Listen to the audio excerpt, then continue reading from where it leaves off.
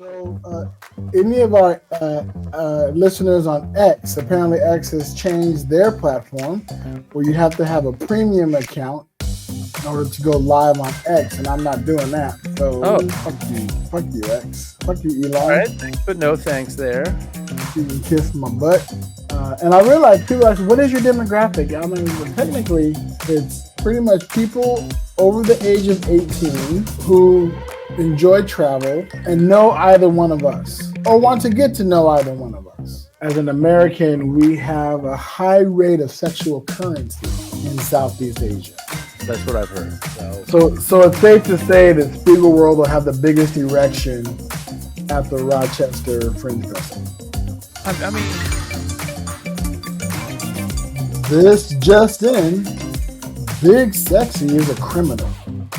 wait, what? Criminal? I am a criminal. You goddamn right. Right, so I was gonna drop that. When I'm not listening to the Big Sexy Digital Nomad podcast, I'm sad. What helps? Cruising. My name is Bill and I run Cruise Habit, a YouTube channel and website about cruising. Sometimes I'm vacationing, sometimes I'm doing the digital nomad thing from a ship, but whenever possible, I am cruising, or at least talking about cruising. I've got tips, tours, and more information to make sure you take the right cruise for you. Check out the channel and site by visiting cruisehabit.com/BSDN. That's cruisehabit.com/BSDN.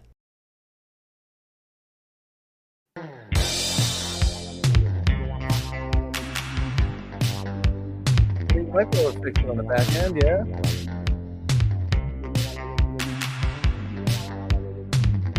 Let's see.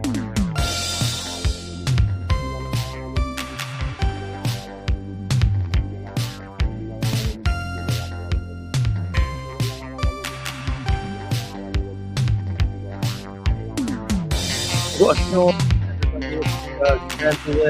Also live with another episode of Being Sexy Nomad.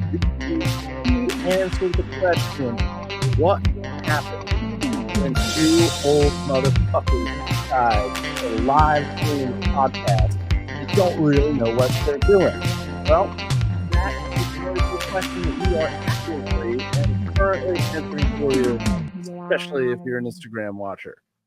And here's Big Sexy. Good morning, good afternoon, good evening. Whenever this is hitting your ear holes, I hope that it is good. I am going to try to do this on the fly in real time. See if I can possibly connect us to the Instagram live feed. Looks like we're having issues all over the place. Oh, well, shit. Well, so any of our listeners on X, apparently X has changed their platform where you have to have a premium account in order to go live on X, and I'm not doing that. So fuck you, X. Fuck you, Elon. All right, thanks, but no thanks there. You can kiss my butt. That blue check mark on X has turned into what's the opposite of a badge of courage? A badge of shit. It's definitely shameful, like it used to mean something. Now it just means that you're some washed up hack that's going to pay $8 a month for a status symbol. Right. Wrong. In America, people pay far more than $8 a month to promote their alleged status. Most. Yeah, but I don't care enough. We don't have a big enough following on X to warrant that requirement. If we were hopping on X live and we're getting like 30 or 50 people on or 100 something people on, then I'm like, okay, then it markets me to go premium. But we don't really. I don't know if we get one. I also don't think that the folks that, let me choose my words carefully here. The folks that are tuned into the dog whistle that is represented by the blue check mark on Twitter/X are not square in the middle of our target demographic. And I realized people ask, what is your demographic? I mean, well, technically, it's pretty much people over the age of 18 who enjoy travel and know either one of us or want to get to know either one of us. Yeah. I mean, I'm not super worried if people don't know me or you. And I think there's, now that I have all your phone contacts, a degree of mutual exclusivity there. Man, the messages I was sending out this weekend. No, just kidding. Who this? You got a lot of who this? What? I don't have you say who this. So I meant to download an audio file for this episode of podcast, but I got behind, so I didn't download it. So instead, I'll just do this.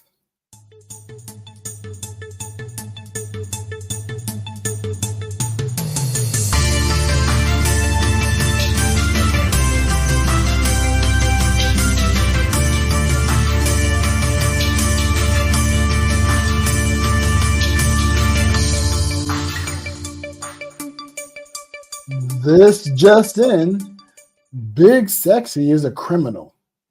Wait, what? So I got my FBI fingerprint results back, and apparently I got arrested a long time ago for some bullshit that was cleared up, but apparently the arrest is still on my record. Interesting. What state? California. Okay.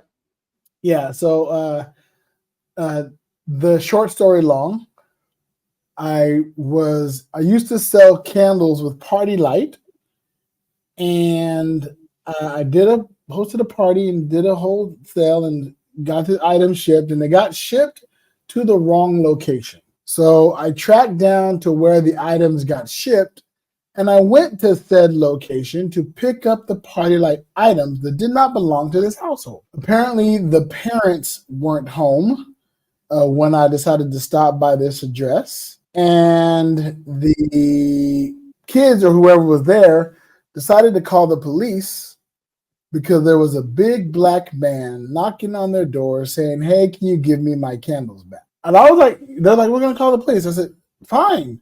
I don't care if you call the police. You have my candles. You have my shipment. It doesn't belong to you. I have all the paperwork to show where it goes." This just in, Big Sexy is a criminal.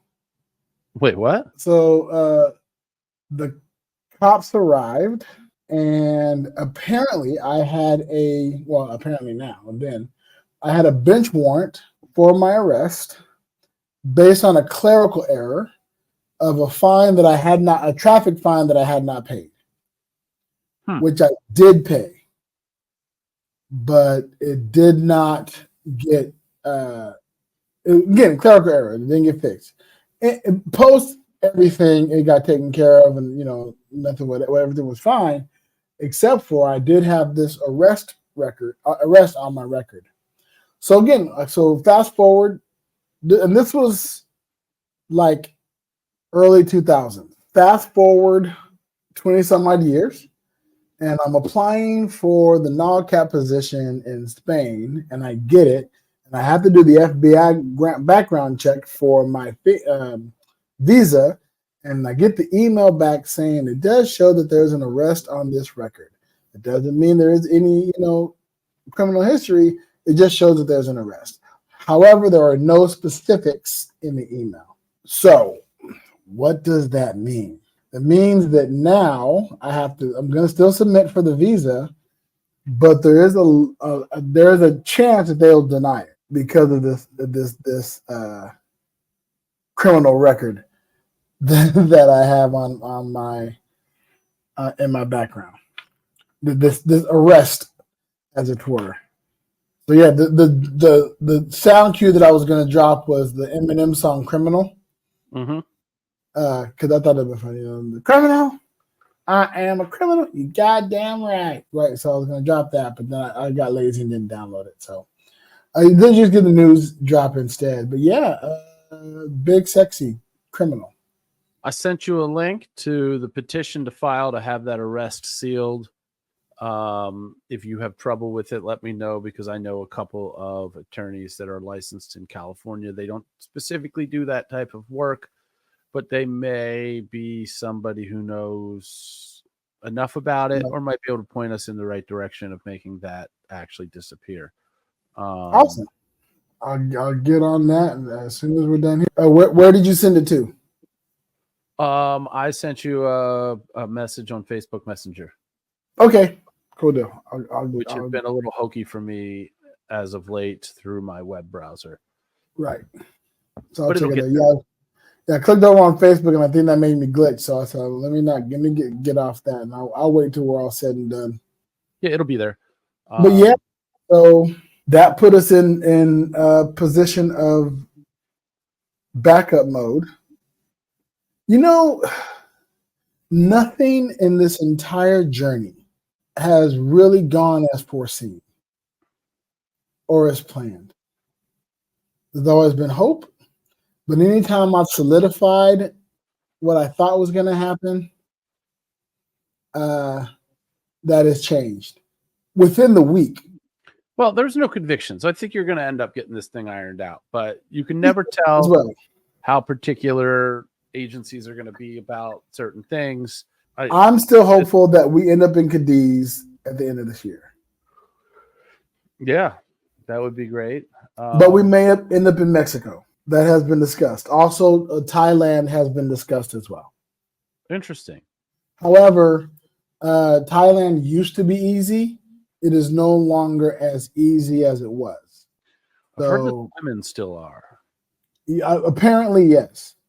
Apparently, they're in travel, but right. Apparently, there is. As an American, we have a high rate of sexual currency in Southeast Asia. That's what I've heard. Right. And which I'm trying to decide if that makes me want to go or not want to go. The jury is out on that possibility. There's a big part of me that goes, well, I want to see what that looks like in action. You know, because I've never experienced having a high sexual currency, even with a name like Big Sexy. I would imagine that if you walked through those streets wearing a T-shirt that just says "I am Big Sexy," that you're gonna have like a Justin Bieber like swarm around you. And again, this is what I'm visualizing in my head. Whether there's any reality to that, who knows? Right. Yeah, I don't yet have a shirt that says "I am Big Sexy," but I do have a shirt that says "Big Sexy Digital Nomad," and I do need to get I want polos made. That's the next big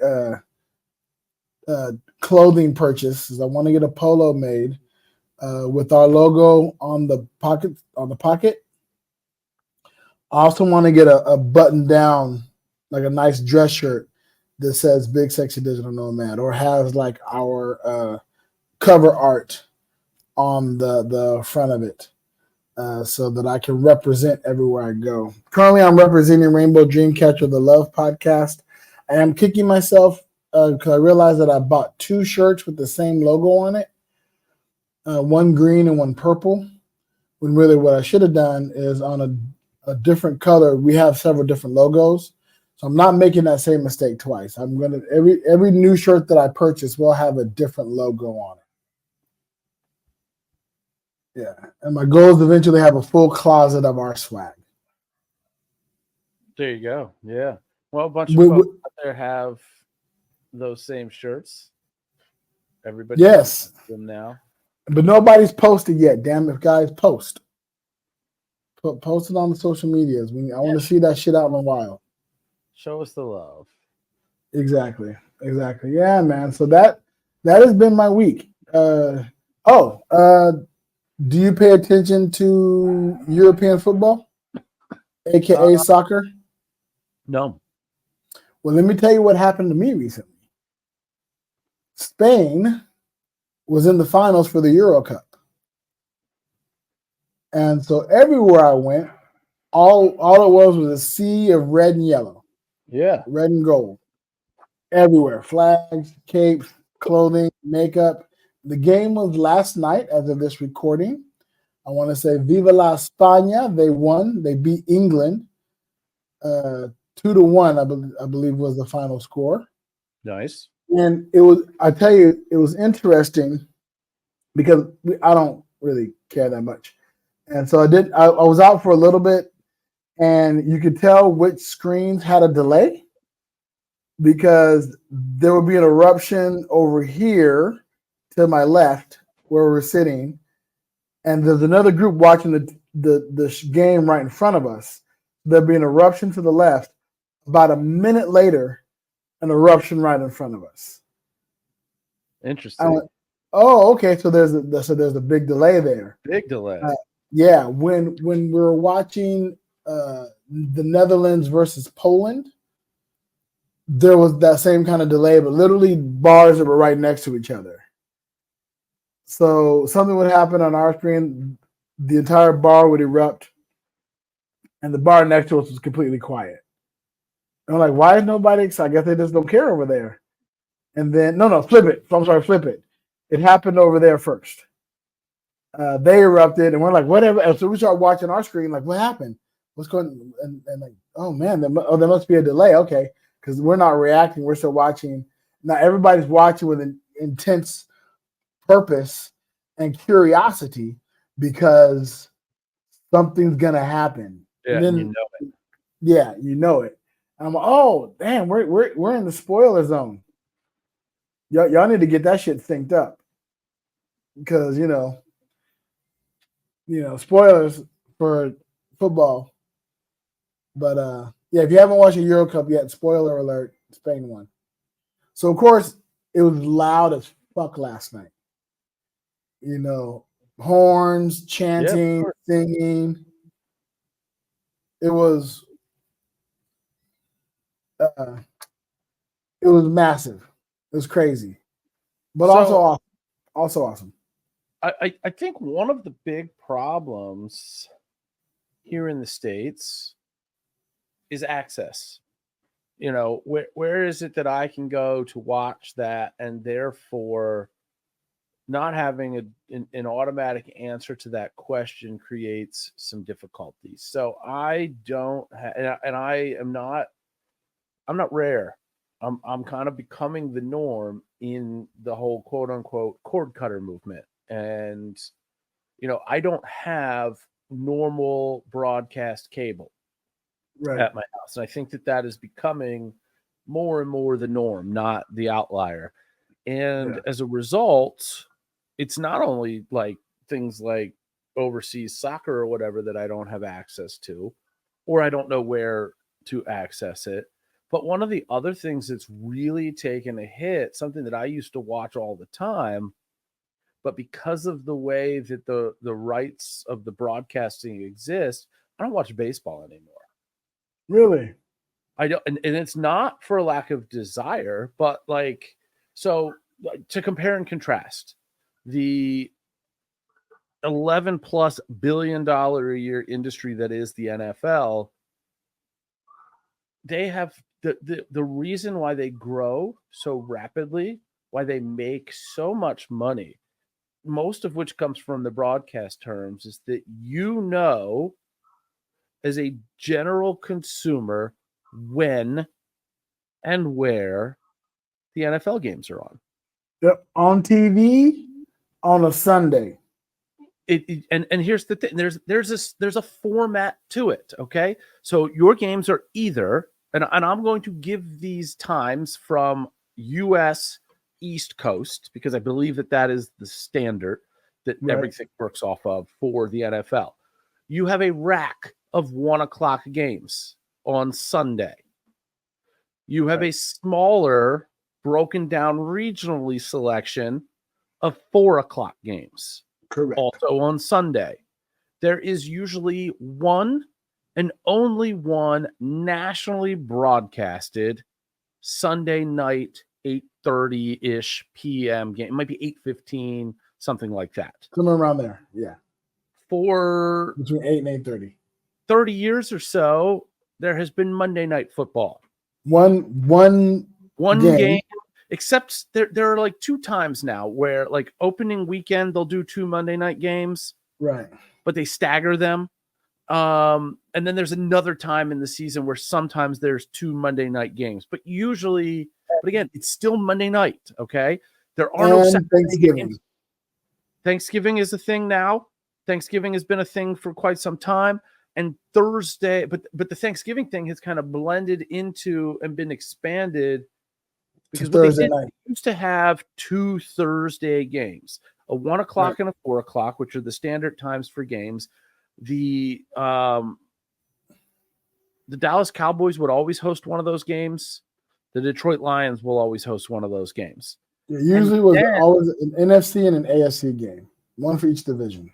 But both of those are NFCs; those are hosting. But but now I want to say it's probably been better than 10 years now that they then started to be like, hey, we can do an evening, a third game on Thanksgiving, an evening game, and which has evolved over the past couple of years now into there being a Thursday night game most of the season.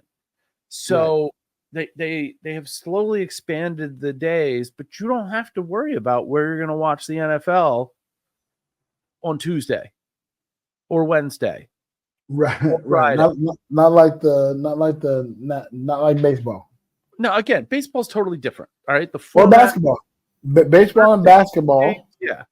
Right. Those games happen all the time because there's hundreds of games. Yeah. The funny thing, an interesting trivia fact, which obviously has changed a little bit as the dynamics of this, but there are 2 days, only 2 days on the calendar where there is not one of the major 4 professional sports leagues, NHL, NBA, MLB, NFL. 2 days in which there is not a professional game from one of those 4 leagues. Can you name those 2 days? I can make it up. I'd say Black Friday and let's go with Juneteenth. Okay. First, I will tell you that you were wrong, and then I will give you a hint. This hint may not be helpful to you. Okay. If you're not tuned into baseball, you won't get the reference. But today is one of those days. July 15th.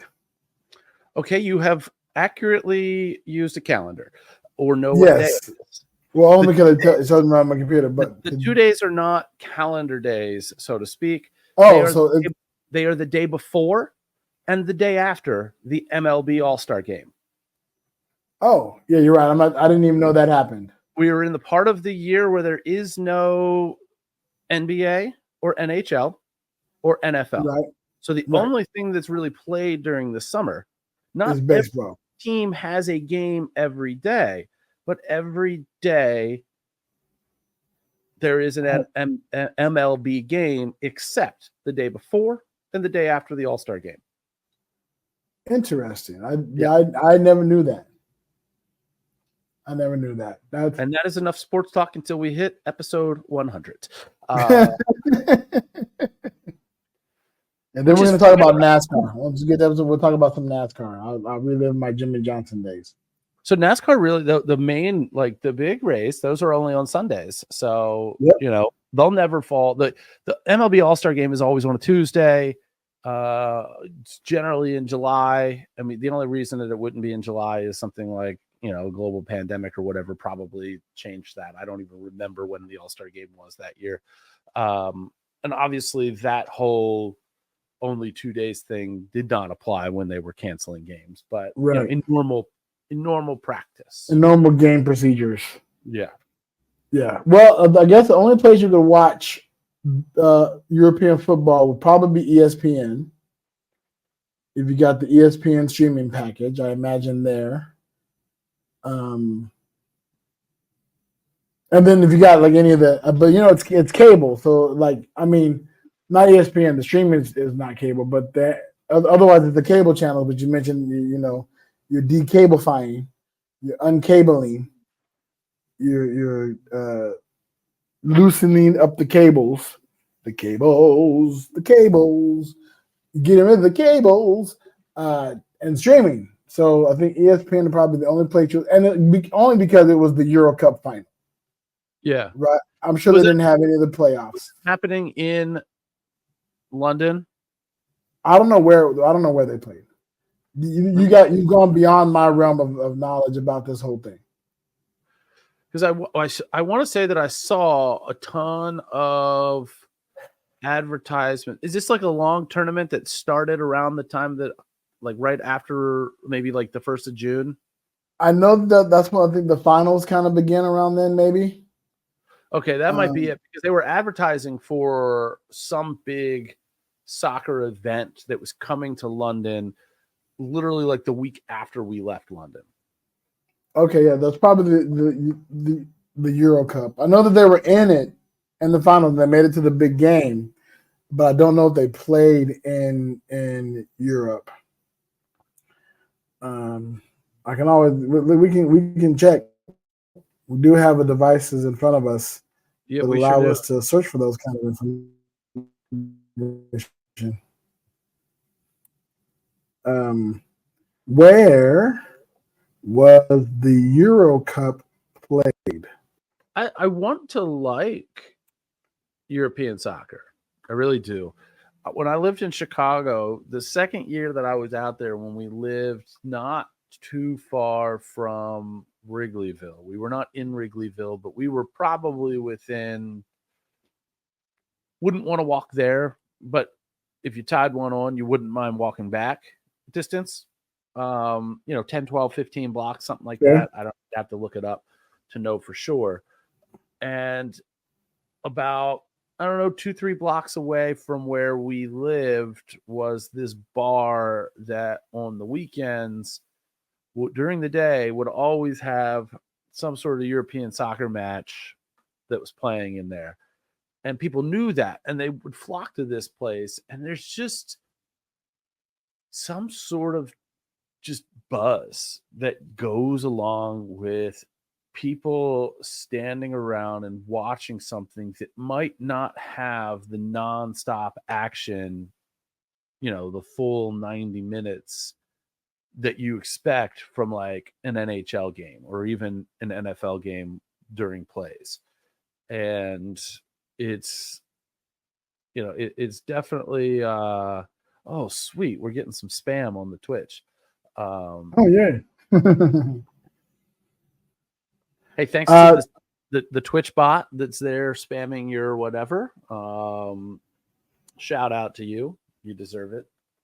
Thank you, Twitch bot. How about you send some viewers on over our way? That's right. Make yourself useful. Make yourself useful, bot. Yeah. Germany is where the Eurocup was held this year. Okay. They played in Germany. Alemán, as they say in Spanish.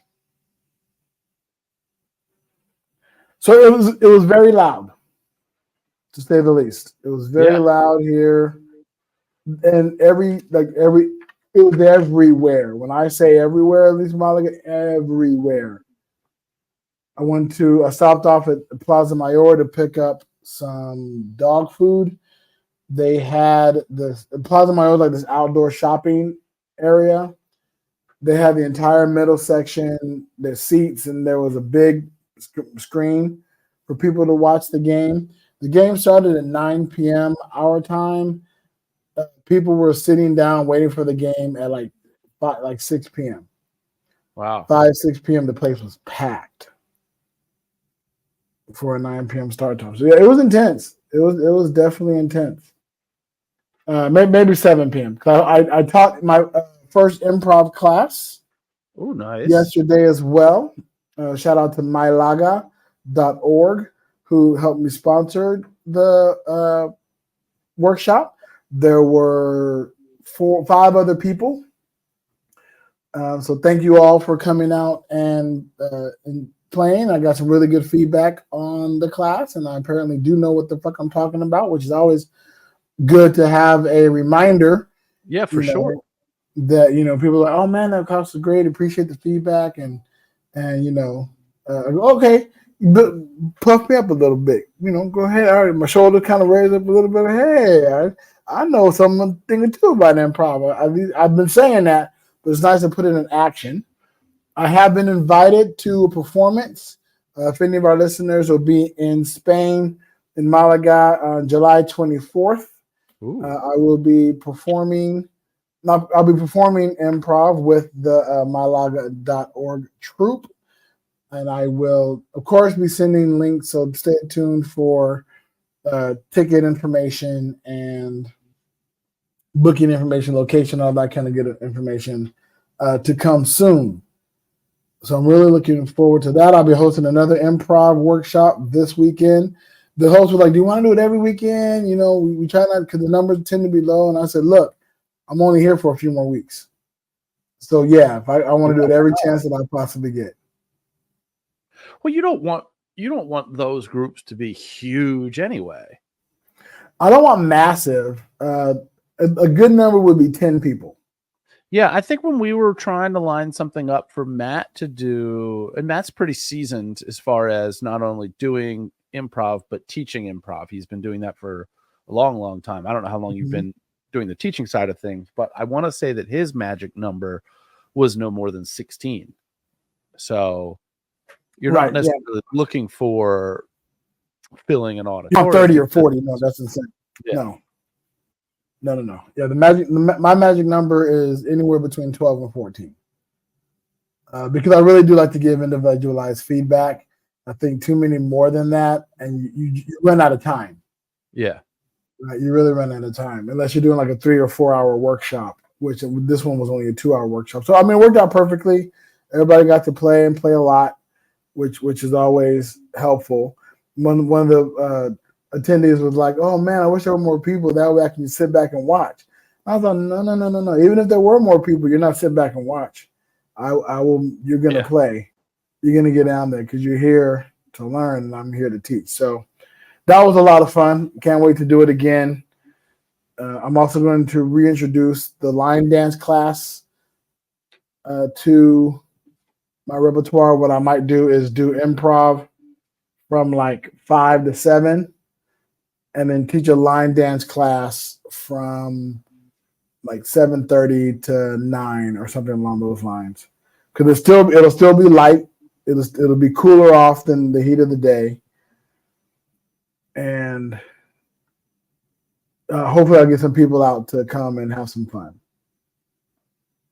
Cool. I like it. So that your show is the 24th. That's a Wednesday. The 23rd, the Tuesday right before it, will be the formal announcement of all of the non-comedy headliner performers for the Rochester Fringe Festival.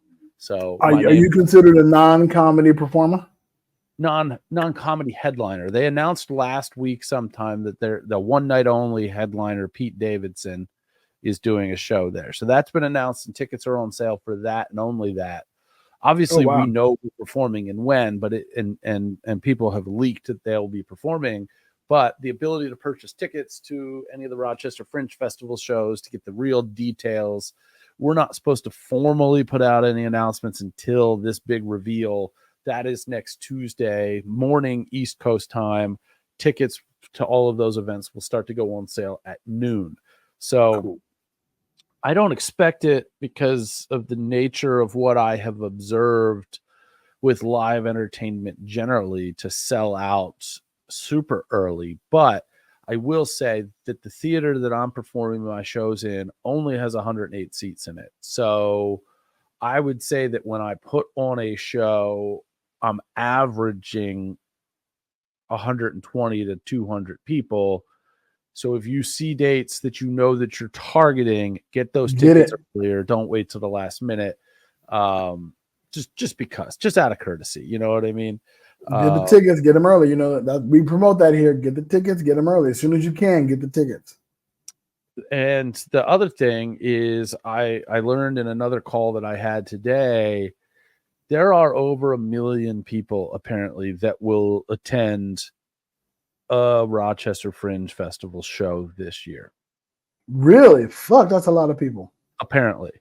They, unlike some other Fringe festivals, which again, I've talked about this before, the Fringe Festival approach seems to be a very, very diverse and mixed bag from festival to festival. Some far more organized than others, some with a much more substantial marketing budget than others.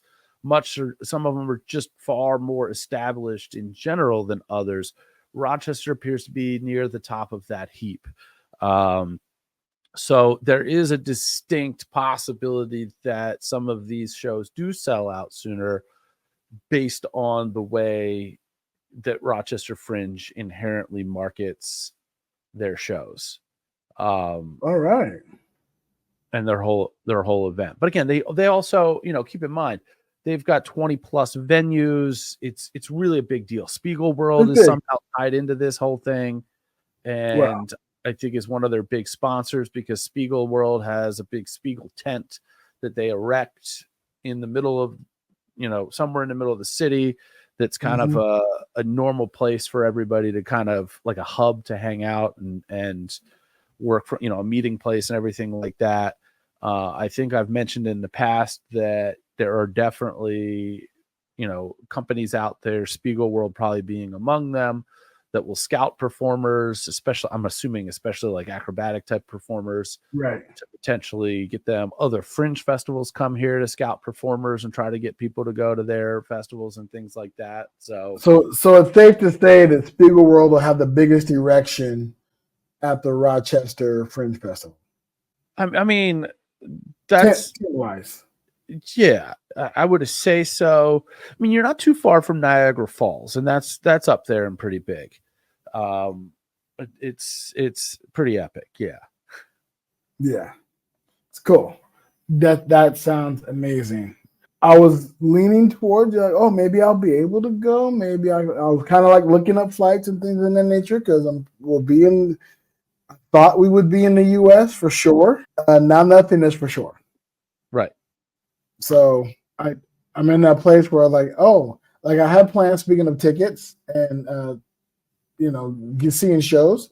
I'm a big fan of comedian Josh Johnson, and he is performing at the Ontario Improv, where I got my stand-up comedy start in September. And I was gonna buy tickets for me and the missus for one of our lovely date days. And now I don't know if we'll be in the U.S. in September. We were talking about moving when we came back this time around, staying in Vegas. But now I don't know if that's possible. We're going to maybe just go to California, because, again, we save the most money doing so, as it were, because, in Vegas, even though I'd have employment of sorts, that can get eaten up in travel. Yeah. And having to get to and from places, since travel is no longer cheap. And they don't have a great public transportation system. A lot of fucking shit is up in the fucking air. Speaking of shit that's up in the air, so were my feet the other day, but not in a good way. We're not circling back to you going to prison, right? No. Okay. No. This is a much more, I'd say, embarrassing if I got embarrassed, but I don't. Let's just say I in Romania, I got dehydrated, and apparently my body longed for those days. So I got dehydrated again here in Spain, but this time, instead of the comfort of my own Airbnb, my muscles decided to stop working in the middle of Torremolinos as I was walking back doing laundry at the laundromat, making my way to McDonald's to use their free Wi-Fi to pass the time. I didn't make it. My body said, "How about you just drop right here?" Huh. And there was one, I felt my muscles getting weak and my leg kind of started dipping. I'm all, man, I need to get to a place to sit down. But there was no place to sit down where I was. There was a statue, that I grabbed onto and then fell to the ground. There were some lovely Spanish Samaritans who picked me up, held me to a bench, stayed with me, made me call my wife. One of them brought me back a cold towel to cool me off, brought me water, which I had a bottle of water with me, and I have been drinking it, but apparently not enough to not be dehydrated. And I realized that, it was hot, and I'm used to hot, but I'm used to a dry heat. Yeah. And apparently, humid heat does different shit to your body, which makes sense, right? When I had the issue in Romania, it was because I did 5 back-to-back hot saunas. Yeah. Which are steam rooms, right? So a lot of humidity in the heat that took all my hydration out of my body. Have you looked into those liquid IV packets that I think I mentioned when this You happened? did. You mentioned it when that happened before. I have looked into it. I don't know if I can get it here in Spain, and I wasn't thinking about it when I was back in California because it's the kind of thing you think about after you get dehydrated. Yeah. I mean, they're very similar, obviously different flavors, but taste wise and kind of like texture and makeup wise, they're a powder though, not the drops like the Kool-Aid, but they might be a worthwhile, I don't want to say full on replacement to the Kool-Aid, but change it up and maybe every so often mix one of those in. Yeah, I'm definitely going to look that up. I can't attest to the veracity of them. I don't know that their claims are or are not true. I do know that I make plans for if I'm going to be in dry climates like Vegas or going to Oregon for a week to do a bunch of, shows at a county fair that are all going to be outside, that I make sure that I stock up on and pack that kind of stuff with me, because even if it's not making a big difference, if it is, then I've done it. It's the kind of difference you don't want to know about. Yeah. Right. If it works the way it's supposed to work, then great. You don't notice it. You just go about your life. Yeah. As is. It's when you don't use it and then the other bad shit happens to you. You're like, oh, that wouldn't have happened had I been having the liquid IV or whatever. So yeah, I'm definitely, again, going to look into it because apparently I'm also susceptible to muscle failure when I get dehydrated. That's no good. Yeah, no bueno. But the people were lovely. Shout out to those folks who helped me up. And I know you're not hearing this because you don't know that I have this podcast because I didn't mention it. It's been one hell of a week, sir. The few days in between when we last spoke, I went to a birthday goodbye party.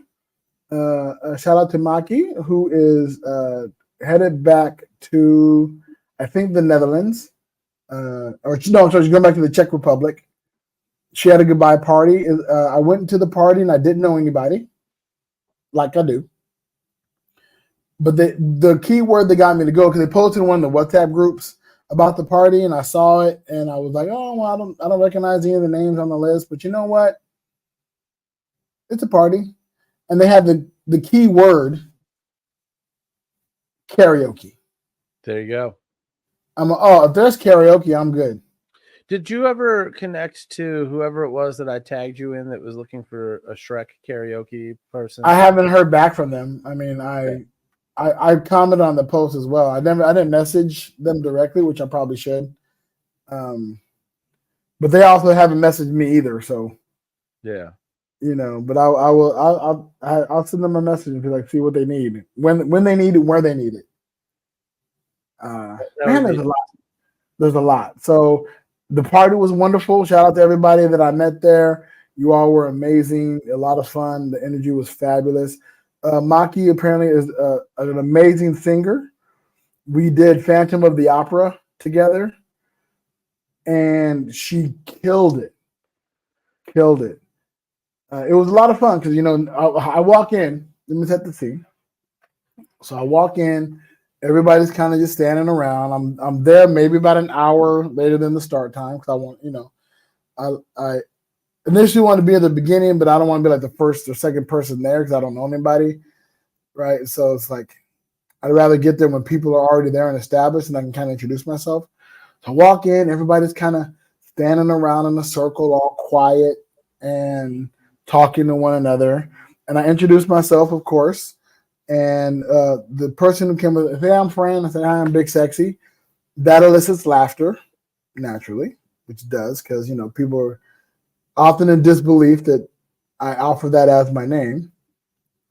And I take it, and again, I have learned to pay that no mind. Yeah. I gotta I can't react every time somebody laughs or scoffs every time I say my name is Big Sexy because I can't draw attention to that.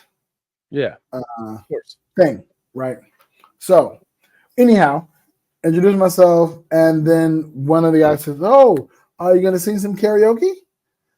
Because nobody's doing anything. Everybody's sitting around. It's getting kind of boring. I said, "Sure, yeah." And I'm on, yeah, I him and Hall. Oh, I mean, maybe I'll do some karaoke. Sure. I mean, what do you got?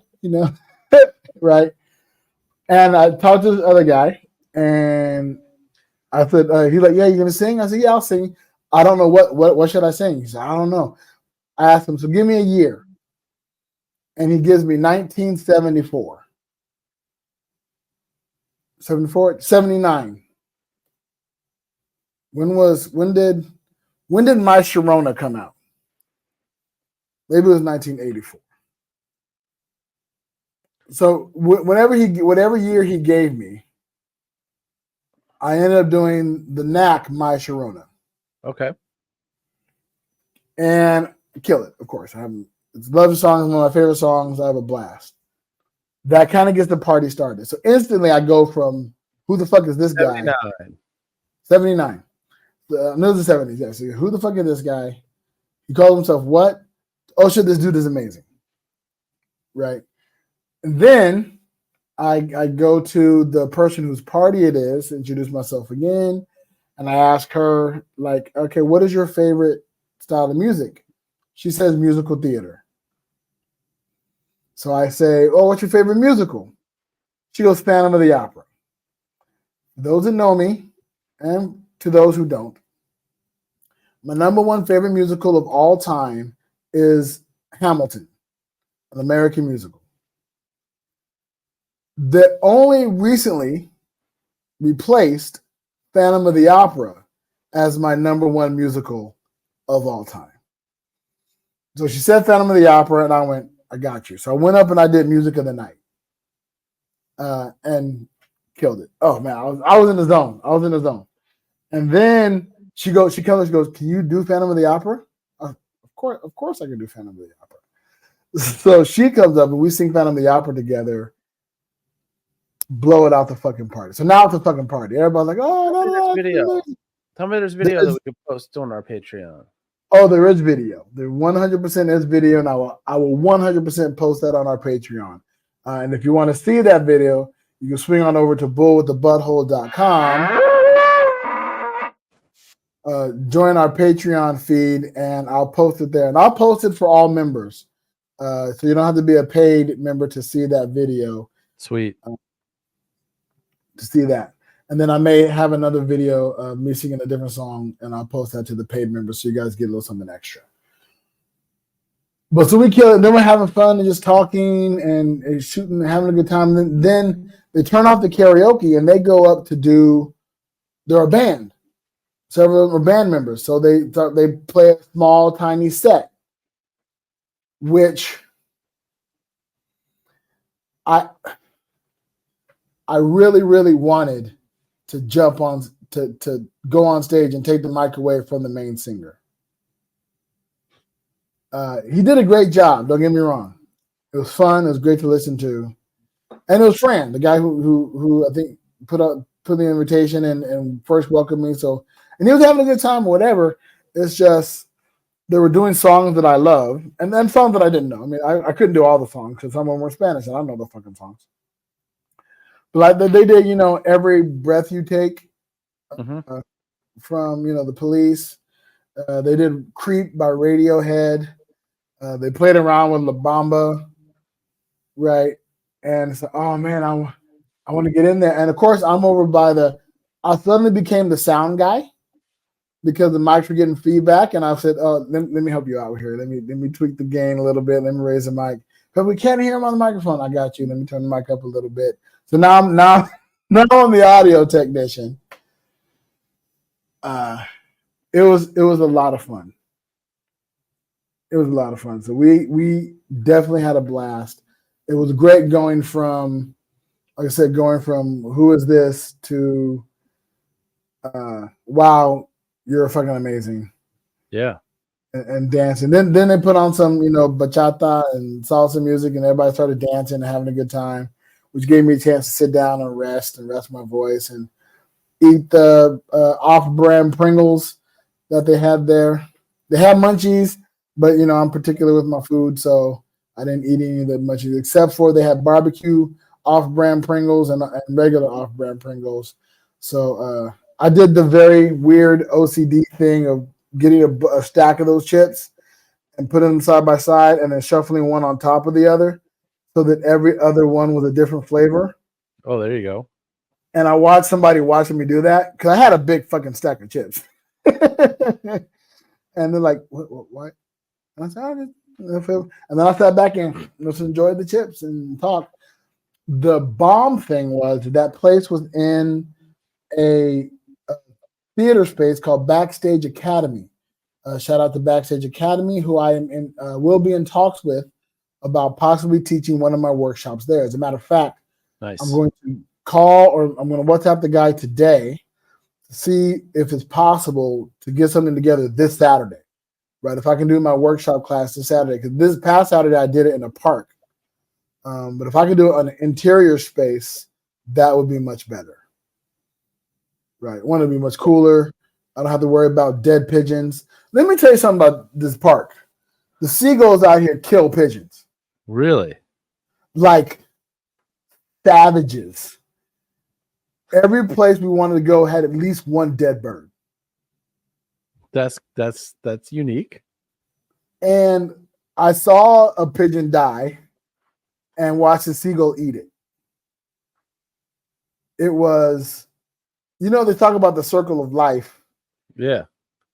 And it was mildly disturbing to watch a seagull just munch on the interior of a pigeon. Just there in the park. Littered with dead pigeons. Yeah. And ants. Dead pigeons and ants. Yeah. That's what it was. All everywhere. That's wild. Yeah. It was intense and insane. Intense and insane.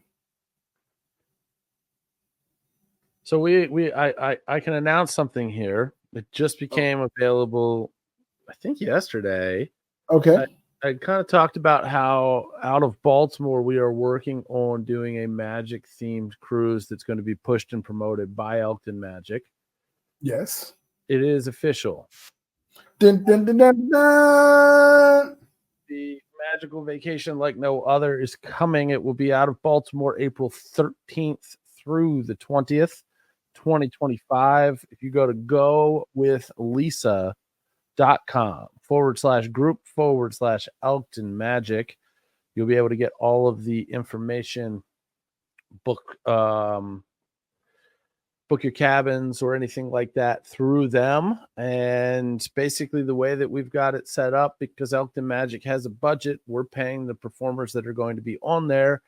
As we get more and more people booking cabins, that's going to take care of their accommodations. So the prices that you see when you go to gowithlisa.com/group/Elkton Magic are probably better prices than if you just went straight to Carnival to book. Okay, so through Carnival, awesome. So there's like no extra surcharge or anything like that for this. Elkton Magic and the travel agents are taking care of all of the accommodations and everything for the performers. And we still have not worked out all of the details, but ultimately, as long as we book 40 cabins, there will be 3 performances, and we're, because that'll get us enough credits to get everybody that we need on board and get them paid without having, sometimes people will do these types of things and then they'll upcharge an extra couple $100 for the entertainment. We're not doing that. So Okay. what you would pay direct through Carnival, probably cheaper, because what happens is that these cruise companies, like the travel agent side, like Chris and Lisa, who are our supporters on the Patreon, excellent, perfect. They are affiliated with a company. They actually purchased a franchise with a company called Cruise Planners. So what happens is Cruise Planners pre-negotiates big blocks of rooms ahead of time with Carnival. So you are absolutely, especially on the cruise side of things, land, okay, cruise for sure, you are absolutely getting the best price possible. And you're also most of the time getting substantial extra perks, extra onboard credit, things like that. So, Nice. I will always be an advocate to use a travel agent, whether it is Chris and Lisa, who obviously I've got that connection to, or just if you want somebody that's in your area, get somebody that's in your area, because you're going to get more bang for the buck. Even if you're getting the same prices that you're getting online, you're at least getting the service element. You're not paying extra to have the agent, but you're probably getting extra perks if you are looking at dollar for dollar the exact same price. You're definitely going to get more somewhere, either a better price or more perks, a lot of times both. And again, that's an endorsement across the board for any travel agent. I know that they've, that our friends Billy and Larissa, cruisehabit.com, bitches. when they do their group cruises, they've got travel agents that they work with that line all that stuff up and make sure it goes smoothly. So again, it could be, if we end up doing, and we've talked about this, and it's just a matter of planning. If we end up coordinating a group cruise, it's probably either going to be teamed up with Cruise Habit or teamed up with Chris and Lisa. Or maybe a whole, maybe we'll do a throuple. Or maybe, yeah, who knows? But ultimately, the conduit to all the good stuff is absolutely using some sort of travel agent, for sure. Right. And if you've never been on a Carnival cruise and you're unsure about what those ships are like, you can find a lot of that information over at our friends at cruisehabit.com. And if you decide to go there to check that out, cruisehabit.com/BSDN. Use that link, cruisehabit.com/BSDN. That'll take you right on over to the cruisehabit.com site, where you can see information all about, you can search by cruise lines, search Carnival Cruise Notes. They'll show you video of the cruise lines, give you information. It is a hub of awesome information. Hello. Hello. Hello. Can you hear me? Hello. Hi. Damn it. I every time, like one of my long-term goals is to catch some sort of scam call or telemarketer call while recording this podcast. Hopefully we'll catch them one of them days. It came up and it said telemarketer, and I answered it, and it just failed. Boo. Epic Boo. fail. Well, we thank you all. Well, it has been an hour already. Sure has. Jesus, Louises. I didn't even get into the photo shoot me and the wife did for a model agency. I didn't talk about, the different locations we've been and where we're headed to. There's so much has happened in the past week. Well, I guess you guys will stay tuned for the next episode. That's right. And we talk about all that kind of stuff, and give more shout out to all the different people that I meet and all the fun that we have, and to make sure that I haven't done anything crazy. And who knows what destination will be locked in by the time we talk again. Again, this shit's fluid and moving. We thought we had a clear path forward, and one simple email changed that whole thing. So back up in the air. We know which way we're leaning, and we'll see which way we go.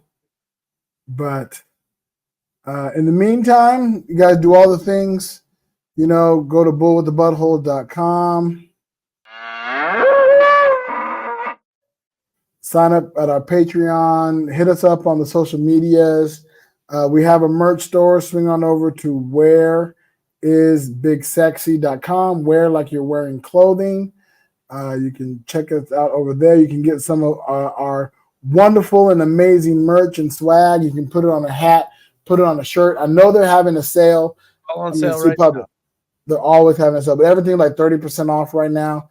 So get yourself some Big Sexy Digital Nomad swag. I've actually hit up our good friend Brogan over at 7 Billion Needles for some additional art ideas. Like I love the Big Sexy Digital Nomad. We have our logo. That's our logo. The cursive white letters with the pink-ish, purplish Digital Nomad writing. I want those in initials. I think it'd be cool to have those just as initials, BSDN, in that font. So I want to get that because that looks better like on a hat, like just those 4 initials, BSDN. On a hat, I want to get that done. I have a lot of different ideas. We have some, funny comments and things that we mentioned over the podcast that I think would make good either shirts or artwork or whatever. I'll put a call out to any artists. If you're listening to this podcast and you do graphic artwork, you do any kind of art, mock us up something. Make something what Big Sexy Digital Nomad means to you. Put that up, and again, if we like it, we'll buy it from you. We'll take it. We'll turn it into swag and give you a little something for it. Any musicians? We need more music. We need some music to put stuff under and some other things. And I don't think I uploaded the new one we got from our guy Froyo, who dropped us some music. Next episode, I'll have that ready to go. Yeah, but we thank you all for tuning in. We appreciate it. We're 5 away from episode 100. That's right. Yeah, I got to solidify the plans. I know that means it's 5 weeks from now, so I got to look at the calendar, get an idea of where we'll be at that time. Part of me is hoping we'll be in Vegas at that recording so that I can get some people live instead of just on in the StreamYard, whatever. I would love to have some of our guests live, so we'll see if I'm able to procure that. Who knows? We'll find out one way or the other. But thank you all for listening. Be sure to tell a friend, tell a family member. Tell a family member's friend or a friend's family member. We need the listenership up. Swing on over to our YouTube channel. Do other things. If you're listening to this on Spotify when this comes out, go down to the links below. Click on one of the links and be sure to subscribe if you're not already subscribed. I don't really mention it much, but we do have an option to the Buy Me a Coffee. We do have an account over Buy Us a Coffee. So you can buymeacoffee.com, I think, / Big Sexy Digital Nomad or Big Sexy Nomad, but the link's in the description below. If you want to, send a few dollars our way, we definitely appreciate it. I promise you it will go to good stuff, most likely getting Joe Butts some coffee. Or just come see me at the Rochester Fringe and I'll buy you a beer. There you go. That's even better. If that's your preference. That's even better. Yeah, go. Definitely go see Judgmentalist at the Fringe. And again, stay tuned. Stay tuned to eltonmagic.com for. I'm pretty sure that kind of information will be the ticket release. And we'll definitely mention it here as well. Yeah. All right, y'all. But in the meantime,